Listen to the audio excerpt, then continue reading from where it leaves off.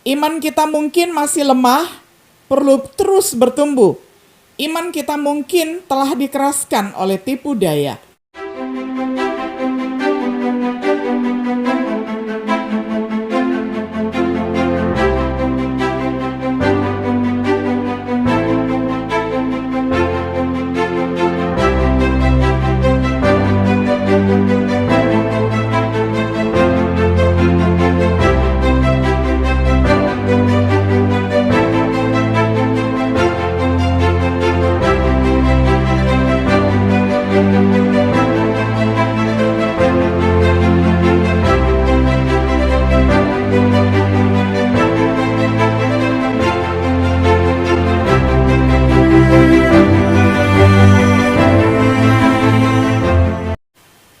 Shalom sahabat Biblika yang dikasihi oleh Tuhan. Sungguh senang kita dapat berjumpa kembali di dalam acara Refleksi Sahabat Biblika. Pada hari ini kita tiba pada episode yang ke-19 di dalam serial pembahasan Kitab Injil Yohanes dengan tema Bukti Ajaran dari Allah. Saya akan membacakan firman Tuhan untuk kita semuanya dari Yohanes 7 ayat 16 hingga ayatnya yang ke-17. Saya akan bacakan untuk kita semuanya di dalam terjemahan sederhana Indonesia.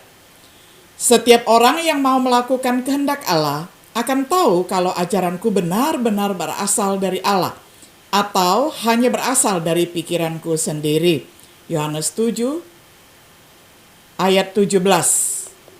Sahabat Biblika yang dikasihi oleh Tuhan, bukti Yesus sebagai Mesias anak Allah bermacam-macam.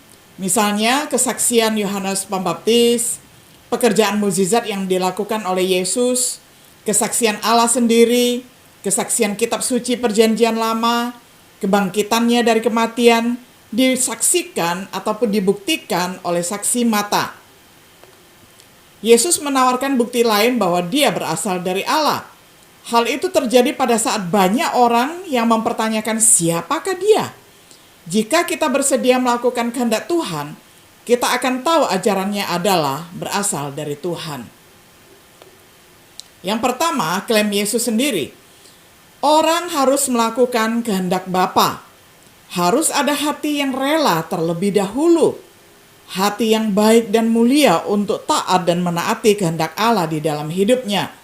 Hati yang mau mendengar dan memeriksa dengan seksama setiap hari tentang ketulusan hati kita, kesucian hati kita mengikuti Tuhan di dalam hidup. Kemudian memiliki hati yang rendah, yang takut akan Tuhan, sehingga setiap perkara kita dapat membawanya kepada Tuhan. Maka harus ada ketaatan dari hati ketika kita bertekad untuk melakukan kehendak dan firman-Nya, seperti yang ditemukan pada orang-orang Kristen di Roma. Jenis ketaatan yang harus ada di dalam semua aspek kehidupan kita. Mereka yang akan menguji keilahian pengajaran Kristus tidak dapat melakukannya dengan memberikan kepatuhan pengajaran mekanis padanya. Ketaatan yang rela dan sepenuh hati sangat penting bagi orang yang benar tentang pengetahuan ajarannya. Watak seperti itu menghasilkan kebaikan dan hati yang jujur, di mana benih kerajaannya pasti harus tumbuh. Ini menurut pendapat J.W. Max Garvey. Orang akan tahu itu adalah ajaran Allah. Mereka akan mengetahui bahwa pengajaran Yesus datang dari atas. Mereka akan mengetahui bahwa ajarannya adalah hidup yang kekal. Dia harus memiliki bukti dalam upaya untuk melakukan kehendak Tuhan tentang kebenaran ajarannya atau doktrinnya. Ini menurut Barnes. Bukti macam apa yang diterima seseorang?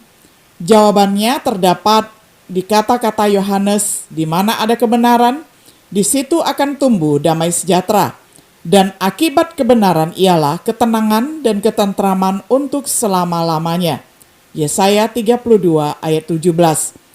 Oleh karena itu, mari kita perhatikan hal yang kedua, yakni bukti klaim Yesus. Perdamaian melalui pengertian.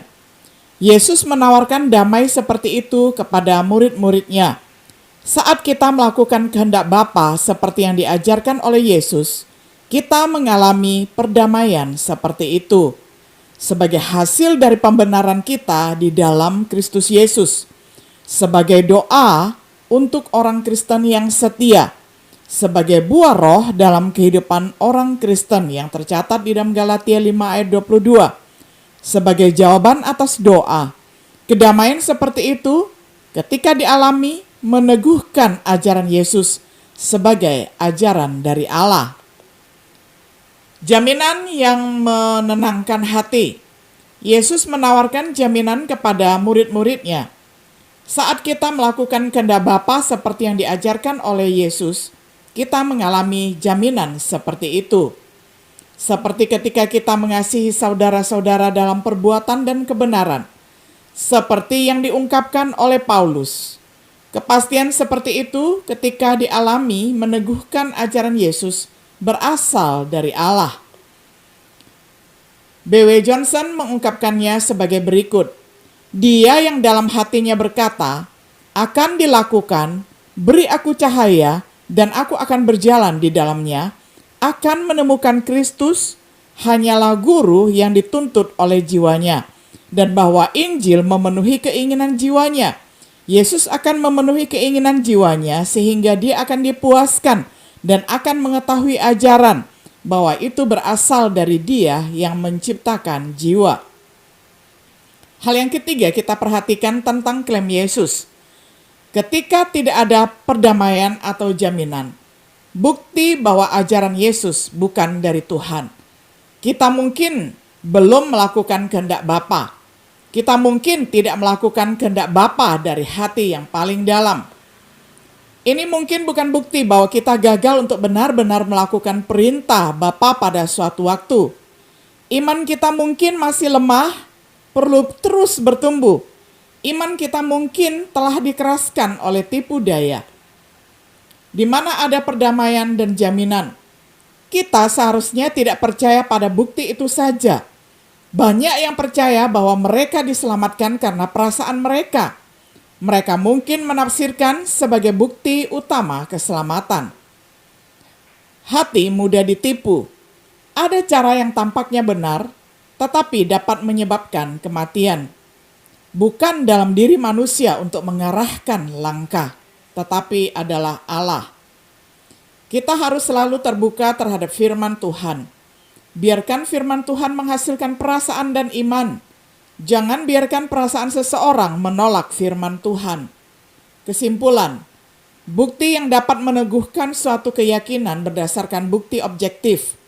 Bukti bahwa jika kekurangan harus menjadi tanda iman kita perlu bekerja, yaitu ketekunan. Iman yang tekun dan rela melakukan kehendak Tuhanlah yang menghasilkan jaminan penuh. Tetapi yang saya sangat rindukan adalah supaya kamu terus bersemangat dan terus berbuat kasih yang nyata itu sampai akhir hidupmu. Karena dengan begitu, kamu memastikan bahwa kamu akan menerima apa yang kita harapkan di surga. Ibrani 6 ayat 11. Apakah kita bersedia melakukan kehendak Bapa dari hati? Berkat kedamaian, kepastian, dan penegasan bahwa ajaran Yesus benar-benar berasal dari Allah. Menunggu mereka yang menuruti kehendaknya. Sahabat Biblika yang dikasihi oleh Tuhan, kiranya setiap diri kita percaya bahwa apa yang Yesus sampaikan itu adalah berasal dari Allah karena Dia sendiri adalah Allah. Kiranya firman Tuhan senantiasa memberikan damai sejahtera kepada kita semuanya. Tuhan Yesus memberkati kita. Shalom.